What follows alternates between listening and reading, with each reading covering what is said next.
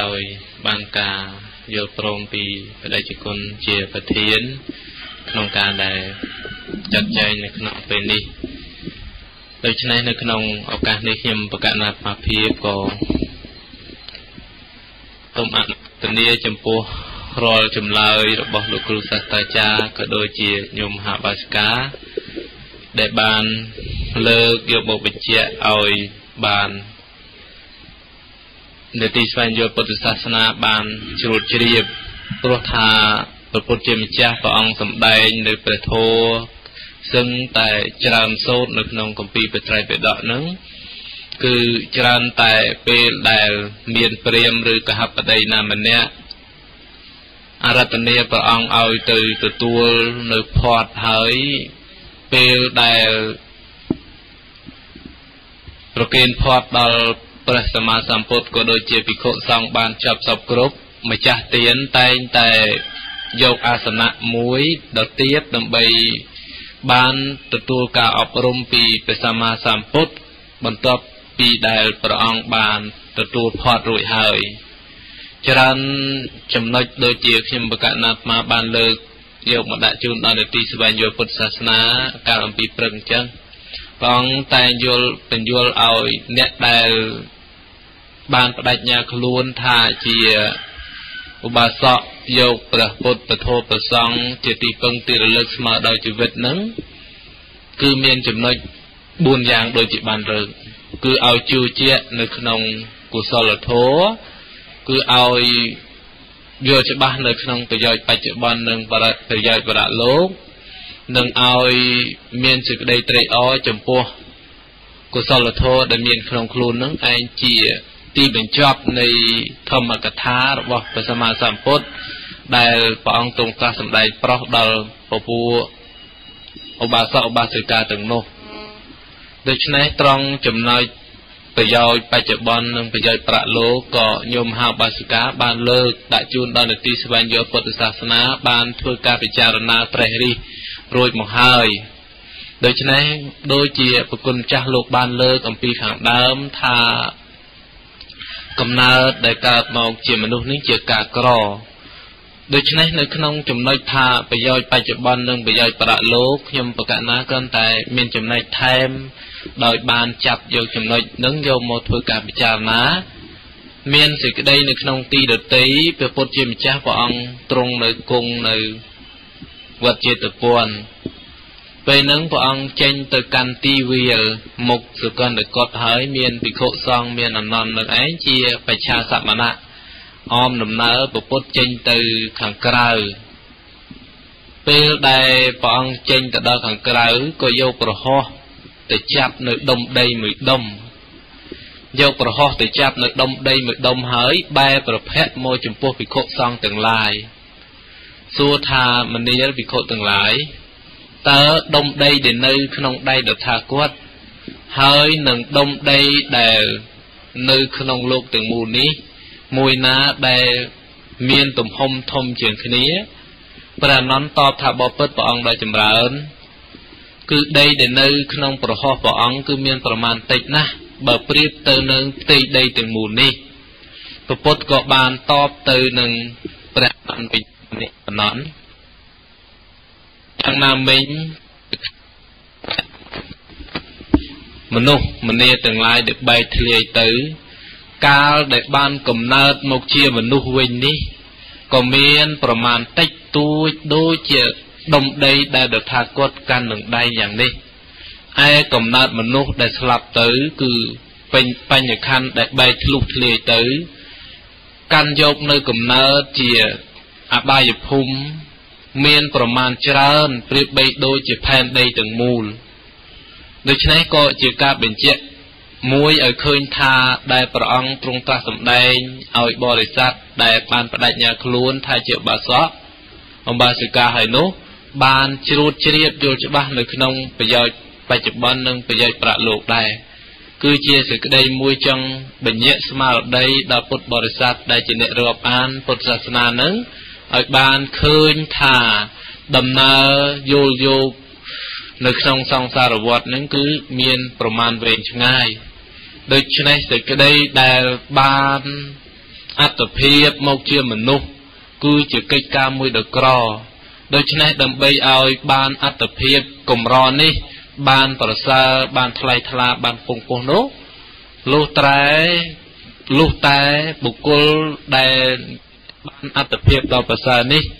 បំពេញនៅកុសលបំពេញនៅប្រយោជន៍បច្ចុប្បន្នដូចជាព្រះអង្គទ្រង់ត្រាស់សម្ដែងហើយនៅក្នុងសេចក្តីនឹងមានដល់ទៅ4យ៉ាងប្រយោជន៍បច្ចុប្បន្ននោះក៏បញ្ជាក់យ៉ាងច្បាស់ថា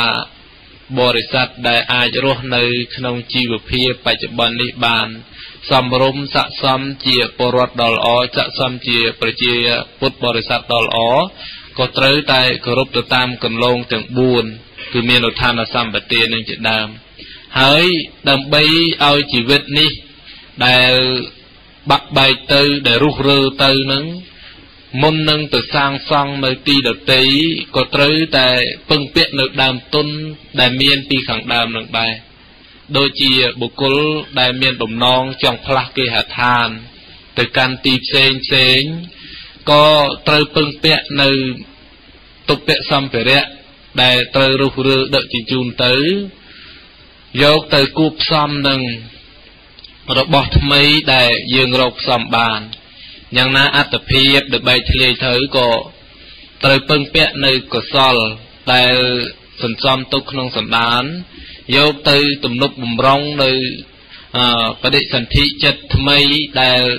សាងនៅអត្តភាពថ្មីដើម្បីឲ្យការសាងអត្តភាពថ្មីនឹងបានប្រសើរបានពងពោះជាងអត្តភាពពីខាងដើមបើមិនបានសន្សំនៅទុព្វសម្ភារៈទាំងឡាយពីខាងដើមទេអត្តភាពថ្មីក៏អាចមិនបានដូចជាអត្តភាពមុនឬក៏អាចថោកទាបជាងអត្តភាពមុនឬក៏អាចចុះខ្សោយខ្លាំងជាងអត្តភាពមុនដល់តែមែនទេទើបព្រះពុទ្ធជាបរមគ្រូព្រះអង្គទ្រង់តែងបញ្យល់នៅប្រយោជន៍បច្ចុប្បន្ននិងបរៈលោកនេះខ្ញុំប្រកាសណាមានចំណាប់អារម្មណ៍ប៉ុណ្ណេះចំពោះចម្លើយដែលញាតិញោមពុទ្ធបរិស័ទដូចជាលោកគ្រូបានឆ្លើយនៅក្នុងសំណួរដែលព្រះពុទ្ធជាម្ចាស់ព្រះអង្គទ្រង់ត្រាស់សម្ដែងទុកនៅក្នុងផ្ទៃនៃព្រះសូត្រដែលយើងកំពុងតែសិក្សានេះដូច្នេះសូមបញ្ចប់តែប៉ុណ្ណេះសូមអនុមោទនាសាធុអញ្សូមអរគុណលោកម្ចាស់បានចូលរួមសូមអភ័យទោសលោកម្ចាស់សិនសវណ្ណបាននិមន្តមកចូលរួមក្នុងថ្ងៃនេះតែមិនបានអរតនានិមន្តចូលរួមជាធម្មទាននៅពេលរសៀលសូមគុណចាស់រងចាំដើម្បីចូលរួមក្នុងនីតិសន្ទនាធម៌នេះជាបន្តទៅទៀតហើយដល់ពេលវេលាក៏ដល់ពេលដែលត្រូវសម្រាកនៅពេលព្រឹកនេះញាតិញោមដែលបានស្ដាប់ហើយពិចារណាមកចត់មានការសន្ទស្សសង្ស័យកន្លែងណាក៏សូមលើកជាសំណួរនៅពេលរសៀលដែលញាតិញោមអញ្ជើញមកអាចសាកសួរសំណួរនិងបញ្ចេញមតិយោបល់ក្នុងនីតិសន្ទនាធម៌យើងដើម្បីធ្វើឲ្យការសន្ទនាធម៌នេះកាន់តែមានការជ្រាបជ្រាបមានការផុសផុលឡើងក្នុងគោលបំណងដើម្បីស្វែងរកនៅពន្លឺឲ្យកាន់តែភ្លឺស្វាងឡើងក្នុងការសិក្សាព្រះពុទ្ធវចនៈឲ្យបានឧត្តមឧត្តមប្រសើរឡើងថែមទៀតហើយពុទ្ធបរិស័ទជាពិសេសញាតិញោមពុទ្ធបរិស័ទដែលមានសទ្ធាជ្រះថ្លាចូលរួមនៅក្នុងការផ្សព្វផ្សាយពធនេះបាននៅចំណែកនៅបុណ្យកុសលហើយមានបញ្ញាខ្លាំងក្លាបានរួចផុតចាកទុក្ខនៅអវសានជាតិសម្រាប់នៅបរមសុខគឺព្រះនិព្វានកុំបីឃ្លៀងឃ្លាតឡើយសូមអនុមោទនាសូមអនុមោទនាមហាកុសលសូមអនុមោទនាសូមរតនានិមន្តគុណចាស់និងជាញាតិញោមពុទ្ធបរិស័ទទាំងអស់ដើម្បីផ្សព្វផ្សាយនៅមេត្តាធម៌និងទិសបុណ្យកុសលចំពោះទៅបុព្វការីជនរបស់គុណចាស់និងញាតិញោមពុទ្ធបរិស័ទទាំងអស់សត្វទាំងឡាយទាំងពួងអនុមោទនាមហាកុសលសូមអនុមោទនាសូមអរគុណសូមអរគុណកម្មវិធីបន្តទៅទៀតខ្ញុំប្រកាសណាក៏សូមនមស្ការថ្វាយបង្គំចំពោះប្រជុំ3នៃព្រះត្រៃរតន៍ដោយសេចក្តីគោរពជ្រះថ្លាដល់ពងពោះសូមក្រាបថ្វាយបង្គំចំពោះសម្ដេចព្រះសង្ឃរាជទាំងពីរគណៈសម្ដេចព្រះរាជាគណៈឋានានុក្រមពធិរានុធរៈគ្រប់ព្រះអង្គ នឹងសូមក្រាបថ្វាយបង្គំចំពោះព្រះករុណាជាម្ចាស់គ្រប់ព្រះអង្គដែលមានព្រះភ័ក្ត្រនៅក្នុងឱកាសនេះដើម្បីចូលរួមសម្ដែងនៅព្រះធម៌និងចម្រើនពរចំពោះលោកគ្រូសាស្ត្រាចារ្យព្រមទាំងញាតិញោមពុទ្ធបរិស័ទទាំងអស់ដែលមានមុខនៅក្នុងឱកាសនេះដើម្បីស្ដាប់នៅព្រះធម៌ក៏ដូចជាចូលរួមក្នុងការសម្ដែងព្រះធម៌ព្រះករុណាជាម្ចាស់គ្រប់ព្រះអង្គក៏ទ្រង់បានជ្រាបហើយថាថ្ងៃនេះគឺជាថ្ងៃដែលនេតិស្វែងយល់ពុទ្ធសាសនាបានលើកយកប្រសូតថ្មីគឺសោណតន្តសូត្រយកមកធ្វើការសិក្សាស្វែងយល់នៅពុទ្ធដីកាដែលព្រះសម្មាសម្ពុទ្ធជាបរមគ្រូព្រះអង្គទ្រង់ត្រាស់សម្ដែងនៅក្នុងផ្ទៃនៃព្រះសូត្រគឺសោណតន្តនេះហើយនេតិស្វែងយល់ពុទ្ធសាសនាក៏បានលើកយកសេចក្តីសង្ខេបដែលអានដោយញោមហៅបាសិកាញឹកបន្ថាដាក់ជូនដល់នេតិស្វែងយល់ពុទ្ធសាសនាធ្វើការ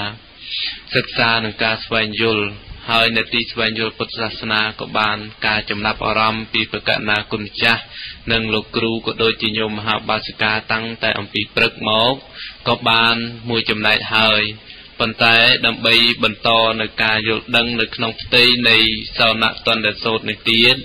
នេតិស្វែងយល់ពុទ្ធសាសនាក៏សូមលើកនៅប្រសូតអដែលនេះដាក់ជូនដល់នេតិស្វែងយល់ពុទ្ធសាសនាដើម្បីធ្វើការសិក្សាពិចារណានៅសេចក្តីនិងបន្តទៀតហើយនៅក្នុងពេលព្រឹកមិញមុននឹងញោមមហាបាសិកាគាត់អញ្ជើញមានធុរៈទៅក៏បានដាក់នៅសំណួរ2ដល់នេតិស្វែងយល់ពុទ្ធសាសនាដើម្បីជួយបំភ្លឺឲ្យបានសមរម្យអាចបានជាការយល់ដឹងនៅក្នុងទីនេះផងក៏បានជាការយល់ដឹងសម្រាប់ចាក់ផ្សាយទៅតាមរលកធាតុអាកាសផងដូច្នេះសំណួរនោះក៏ព្រះករុណាគុណម្ចាស់ក៏លោកគ្រូញាតិញោមពុទ្ធបរិស័ទក៏បានជ្រាបហើយថាទី1គឺគាត់ចង់ឲ្យបំភ្លឺនៅក្នុងសេចក្តីនៃការបញ្ញត្តិរបស់ពួកព្រាហ្មណ៍ចំពោះបុគ្គលទាំង5ចម្ពោះនឹងគឺឲ្យពេញពោព្រះករុណាគុណម្ចាស់ក៏លោកគ្រូញាតិញោមពុទ្ធបរិស័ទក៏បានជ្រាបហើយថាទី1គឺគាត់ចង់ឲ្យបំភ្លឺនៅក្នុងសេចក្តីនៃការបញ្ញត្តិរបស់ពួកព្រាហ្មណ៍ចំពោះបុគ្គលទាំង5ចម្ពោះនឹងគឺឲ្យបញ្យល់នៅសេចក្តីមួយហើយបញ្ជាក់បន្ថែមទៀតថាបើសិនតែក្នុងការបញ្ញត្តិនៅមនុស្សដែលប្រកបទៅដោយអង្គ5ថាជាព្រាហ្មណ៍នឹងបានបើសិនតែលះអង្គណាមួយគឺសិលទៅហើយតើអាចបញ្ញត្តិនៅព្រាហ្មណ៍នឹងបានដែរឈ្មោះថាព្រាហ្មណ៍នឹងបានដែរឬទេនឹងជាសំណួរទី1ហើយសំណួរទី2គឺចង់ឲ្យបញ្ជាក់ថាបើសិលបរិសុទ្ធបើមានបញ្ញាទើបមានសិលបើមានសិលទើបមានបញ្ញាដូចជាបុគ្គលលាងដៃដោយដៃលាងជើងដោយជើងយ៉ាងណាមានបញ្ញាទើបមានសិលមានសិលទើបមានបញ្ញាហ្នឹងគឺមានសេចក្តីវិនវៈគ្នាដូច្នេះសំណួរទាំងពីរនេះខ្ញុំប្រកាសណាត់មកភាពក៏សូមដាក់ជូនដល់នេតិស្វែងយល់ពុទ្ធសាសនាដើម្បីជួយបំភ្លឺណាជាកិច្ចដំបូងហ្នឹងបានការបំភ្លឺហ្នឹងក៏សូមអញ្ជើញលោកគ្រូសាស្ត្រាចារ្យហ្នឹងជាដំបូងដើម្បីបំភ្លឺនៃសេចក្តីនៃសំណួរទាំងពីរដែលញោមមហាបាសិកាបានដាក់ជូនសូមអនុមោទនានមស្ការចំពោះព្រះរតនត្រ័យដោយ